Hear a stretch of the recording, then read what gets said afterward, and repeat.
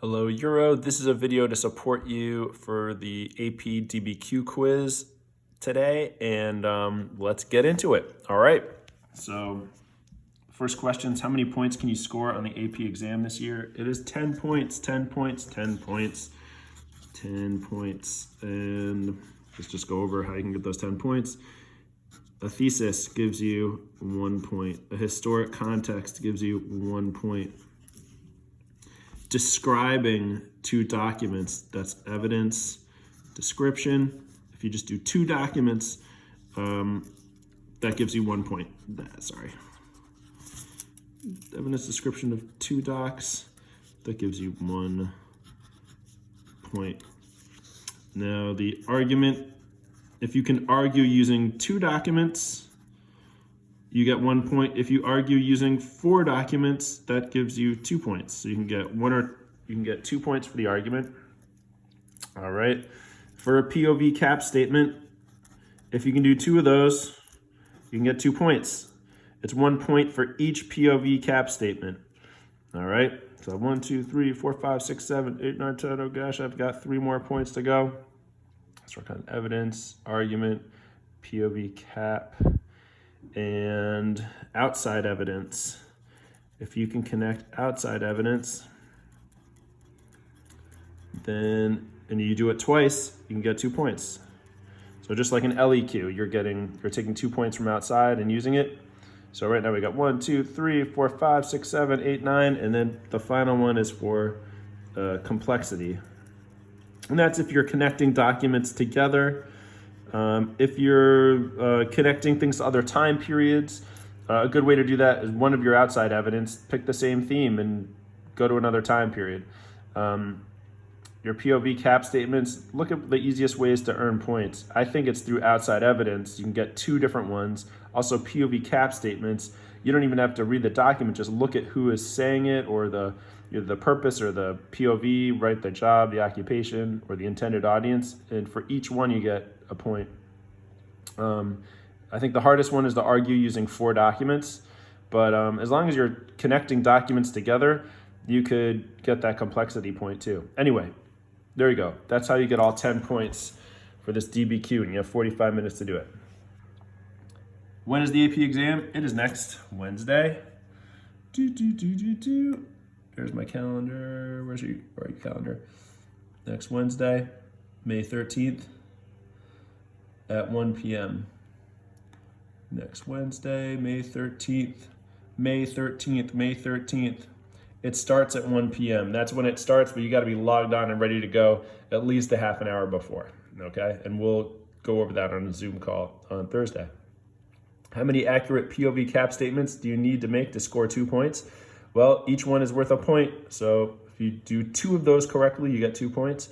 How many outside evidence points do you need to score 2 points? You need 2. 1, 2. I'd pick 1 from the time period if you can, and 1 from another time period that has to do with the same subject. Or you can pick 2 from other time periods that relate to the subject, or anything that you can somehow relate to the subject to score 2 points. What do you need to do when writing a thesis that earns a point? When doing that, you need to answer the prompt and provide reasoning. 1, answer the prompt, and the second part is provide reasoning. Blah, blah, blah, blah, blah, because blah, blah, blah, okay? Look at the Euro intellectual movements and non-Europeans DBQ. Write a historic context for it. All right, the historic context. Oh man, I should have opened this up. Here we go. Instructions. What's the historic context for this? Analyze from the 1760s to the 1910s. Analyze how European views of non-European peoples and cultures reflected the intellectual changes of the 1760s to the 1910s. This is a large one. Sometimes you'll get a time period that's pretty large. So 1760s to 1910s. 1760s covers, in your historic context, make sure that you're going to say the date. So from the 1760s to the 1910s, Europe experienced experienced changes, the Enlightenment and French Revolution of the late 1700s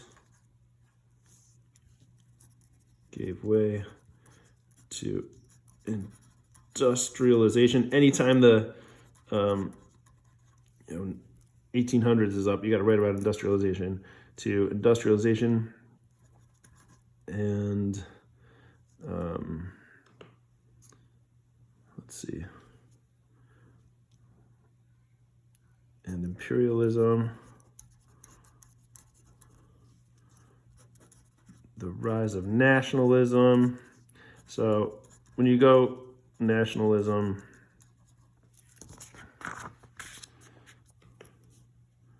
occurred through the century, along with artistic movements ranging from, from Romanticism to realism and modernity associated with anxiety and uncertainty. Okay. That's the historic context I wrote. From the 1760s to the 1910s, Europe experienced changes. The Enlightenment and French Revolution of the late 1700s gave way to industrialization and imperialism. The rise of nationalism occurred through the century, along with artistic movements ranging from Romanticism to realism and modernity associated with anxiety and uncertainty. Okay, historic context. You see, I'm using what I'm trying to do is I'm really using big words. I mean, big ideas like Enlightenment, French Revolution, industrialization, imperialism, nationalism. These are like the big ideas that are happening. I'm not very specific. I'm gonna say here, I'm gonna go Western Europe. Western Europe, experiencing the Enlightenment, French Revolution in the 1700s gave way to industrialization and imperialism, especially in England and France. England and France. The rise of nationalism occurred through the century, along with artistic movements, Romanticism. Okay. Yeah, I'm making sure that I have locations, I have dates, and I have names of major things going on. So you see I had to put Western Europe, because a lot of these things are happening first in the West, and then imperialism and industrialization, especially in England and France. I'm making sure to put specific places in. Okay, that's better now. All right, the next question is, write a thesis for the prompt. Analyze how European views of non-European peoples and cultures reflected intellectual changes of the 1760s to the 1910s. Okay, now this is a mouthful and it's pretty tough. So what were intellectual changes from the 1760s to the 1910s? And we have to see how it also has to do with European views of non-European peoples and cultures. And so I'm just gonna, in order to figure this out, I'm just gonna write this INTL. I'm gonna say intellectual changes from the 1760s to the 1910s, and then views of non-Europeans. I know that through this time you had colonialism in the 1700s, which gives way to imperialism. And so I know that they're being dominated for most of this time by Europeans. Remember the word, when we think of imperialism, when we think of colonialism, it's really domination. And so I think what I'll be writing is that intellectual changes, I think of intellectual movements There's the Enlightenment. And then, I don't know, you've got like nationalism, romanticism. And I mean, there are a bunch of intellectual changes. There's socialism, there's realism. And so I know by the 1910s, there's anxiety and uncertainty also. I know there's imperialism, but man, how am I going to write a thesis with all this information? It seems like it's a lot. So I think I'm just going to do a simple thesis up front, which is going to be, I'm looking back at what my prompt is, analyze how European views of non-European peoples and cultures reflected intellectual changes of the 1760s to the 1910s. And so I see that even though you have changes in intellectual movements, the views of their views of non-Europeans, they were still dominating non-Europeans, even though they had different changing views throughout the century. So that's what I'm going to start with as a thesis. I'm going to say, although intellectual movements changed from the Enlightenment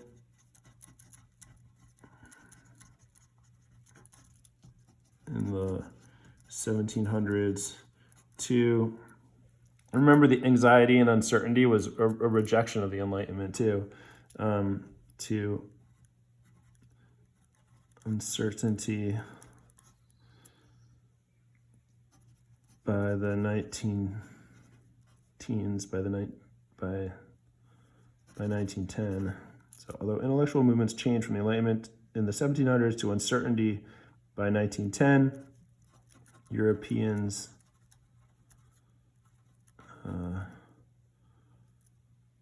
continued to dominate non-European people.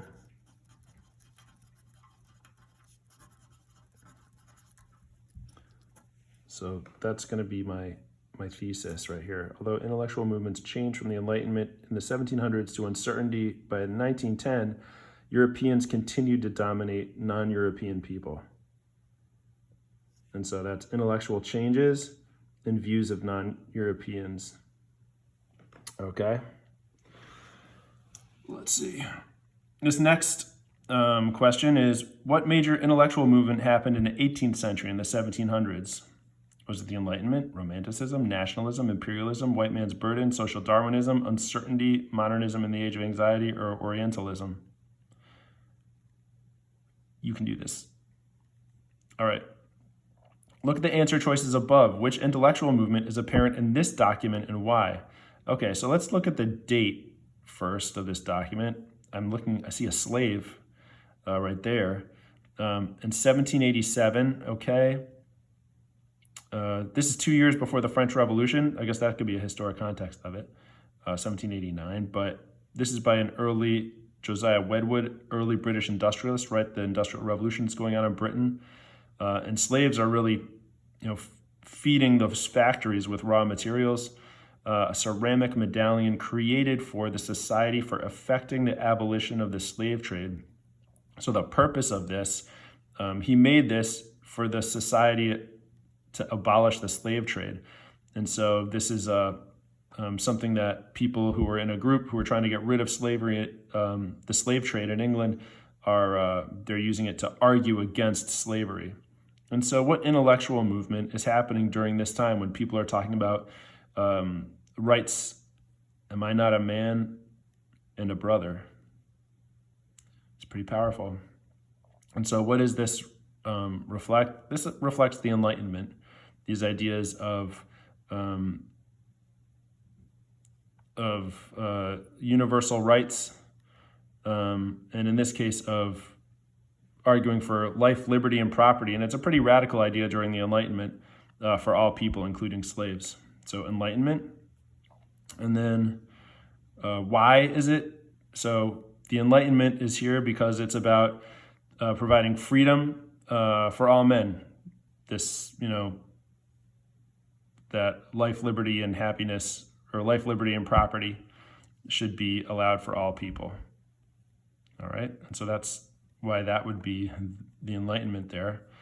What were the motivations of Europeans to enslave Africans and to keep them enslaved? And from when to when was the time period of African enslavement?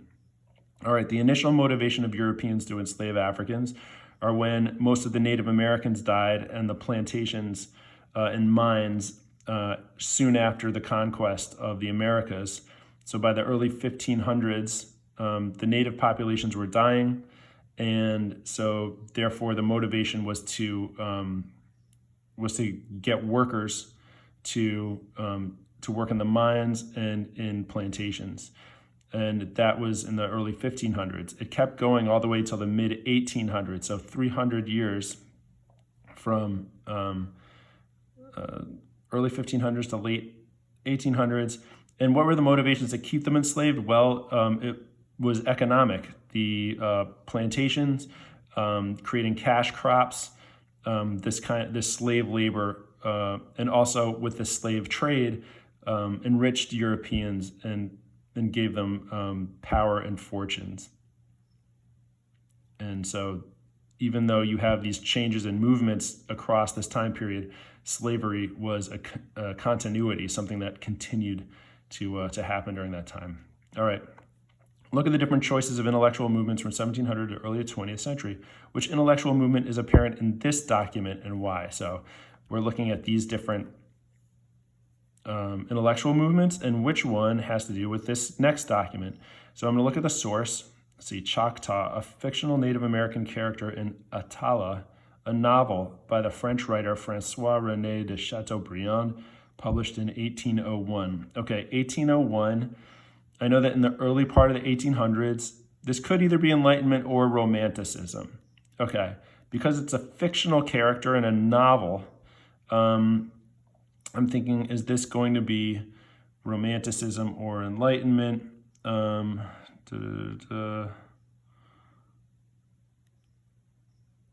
and so this is written by a Native American character. All right.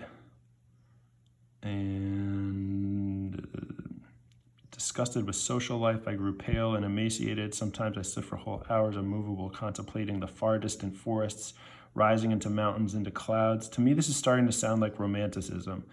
They found me seated on the banks of a river, regarding in gentle current and melancholy silence, unable to resist the desire of returning to the wilderness. I'm thinking of it has to do with a simpler, nobler time, untamed nature, emotional, and emotions instead of reason. And so at the end, I would say this is Romanticism. Go, magnanimous child of man, enjoy the invaluable independence. Were I a few years younger, I would accompany thee into the wilderness. So, I mean, you hear independence, so that's a little enlightenment-y, but I also see this emotional draw and the idea of going back into nature and away from society, which was reminding me of Romanticism in this one. All right, so I would say it is Romanticism for those reasons that I discussed. Okay. What is an effect of the Columbian Exchange on the New World, Americas, and what was an effect of the Columbian Exchange on the Old World, Europe? And so I'm writing this question because it has to do with this idea. You see Native Americans interacting with the French in this novel. And so the Columbian Exchange, now it's a lot of you guys get this confused, like the triangle trade. Don't confuse the triangle trade with the Columbian Exchange. Those are two different things. Columbian Exchange is Old World versus New World foods, plants, animals, diseases. So one effect of the Columbian Exchange on the New World, so one that immediately comes to my mind is I could either go super negative. I could think smallpox disease wiping out 80% of Native Americans and allowing for the Europeans to conquer them. I could say something a little different. I could say the horse coming to the Americas allows for a work animal and for transportation and changing the nature of in animals that lived in the New World. But smallpox, I've got disease on my mind right now. And so to me, that is absolutely that's the most horrific disease we've looked at. even worse than the Black Death when it comes to the amount of people affected. So that'll be the one I think of, the effect on the New World. An effect on the Columbian Exchange on the Old World. Well, I forgot this in my review video, so I'm going to say it now. The potato allowed for, so the potato wouldn't be the answer. What's the effect of the potato? Going from the New World to the Old World is that the population rises in the Old World, and that especially peasants are able to have food that can keep them going. Okay, I'm looking at the next one. Look at the different choices of intellectual movements. Which three intellectual movements are apparent in this document? Okay, so this document's from 1885. And by the late 1800s, movements, I'm thinking it's probably going to have nationalism in there, maybe imperialism. Let's see. The superior races have a duty to civilize. Oh, I know this. This is something that we memorize. Remember, a duty to civilize the quote-unquote savages or inferior races. This is what's known as white man's burden. So one, you'd write white man's burden because of this, quote, duty to civilize the quote-unquote savages. And here they literally just straight up say inferior races. In the history of early centuries, these duties have been misunderstood. When the Spanish soldiers threw blah, blah, blah. Sorry, I'm reading. Inhabitants of the nation has been replaced human trafficking of Africans, infamy of slavery, gentlemen in Europe of this day, the competition of many rivals we see rising up around us. All right, competition of the many rivals we see rising up around us. I'm thinking of nationalism, from imperialism, spreading our light without acting, taking part of the affairs of the world, expansion into Africa or the Orient. Orient is Asia. And so here I'm seeing nationalism, I'm seeing imperialism, and one of those racist ideas of imperialism, white man's burden, right? The duty to civilize the quote-unquote savage peoples. All right, so I'm putting that there. This one, look at the different choices of intellectual movements from the 1700s to the early 20th century. Which intellectual movement is apparent in this document? And so I'm looking here at 1902, Paul Gauguin. We saw one of his paintings at the Getty. It was a head on a platter. Barbaric tales painted showing two Polynesian women and a European man.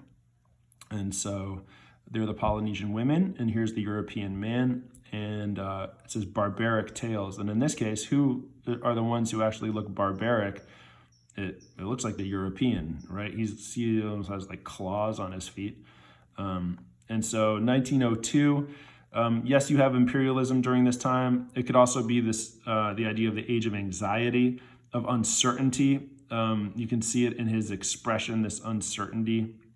However, you could also use this other racist idea from imperialism, which was Orientalism, which was a fetishization or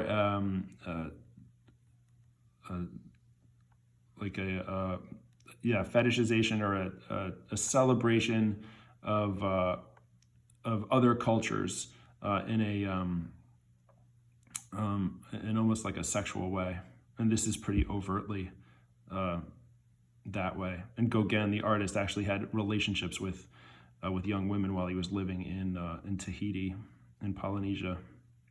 Okay, so I would put for this one, it would be age of anxiety and uncertainty based on the figure of the European.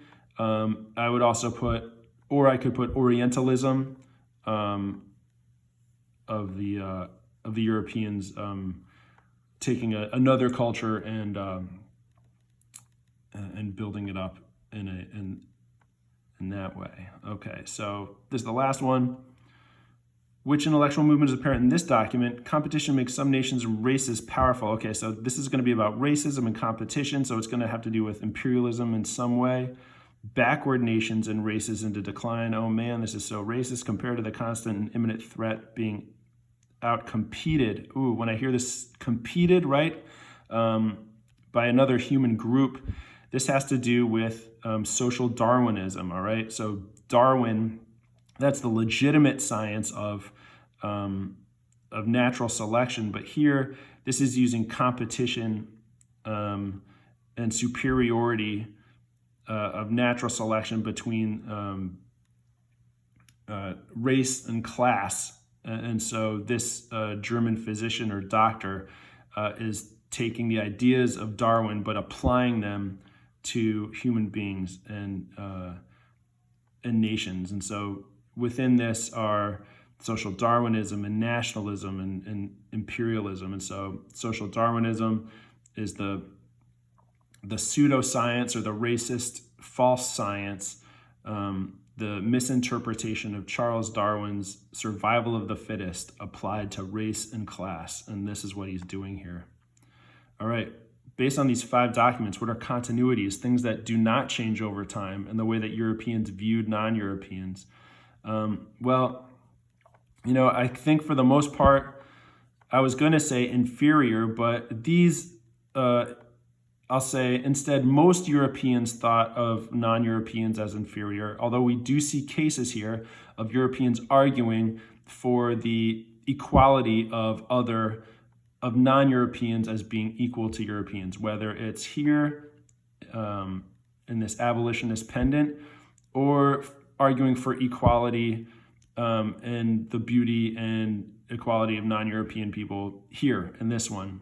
But we also know that is a minority opinion, and the majority opinions of Europeans looking at non-Europeans during this time, actually this one too, looks at non-Europeans as being more closely tied with nature, and in this case, the author idealizes or is jealous of the Native Americans' relationship to nature.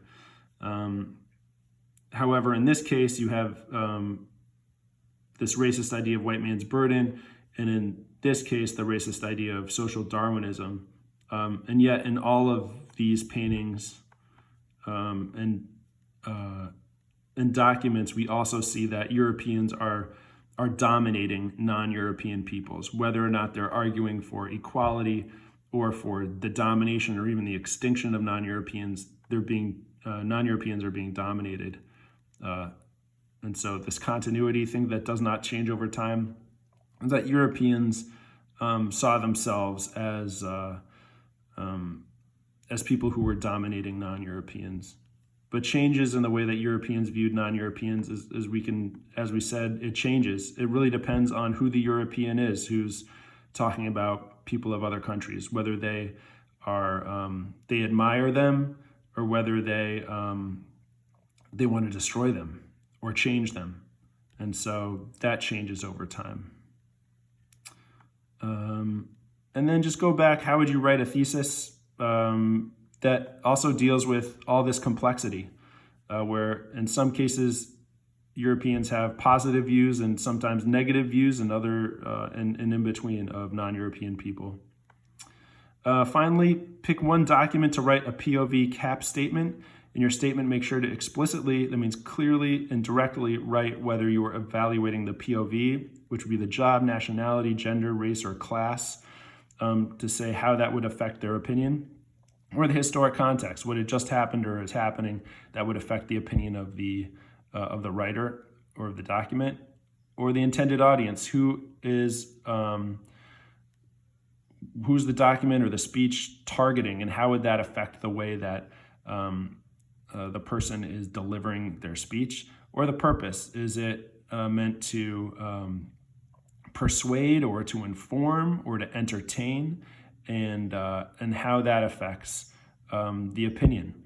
And so would there be more exaggeration, or would there be more likelihood to lie or a less likelihood to lie? So anyway, that's it. That's my support. That's a half hour. Oh my gosh. All right. Thanks, guys.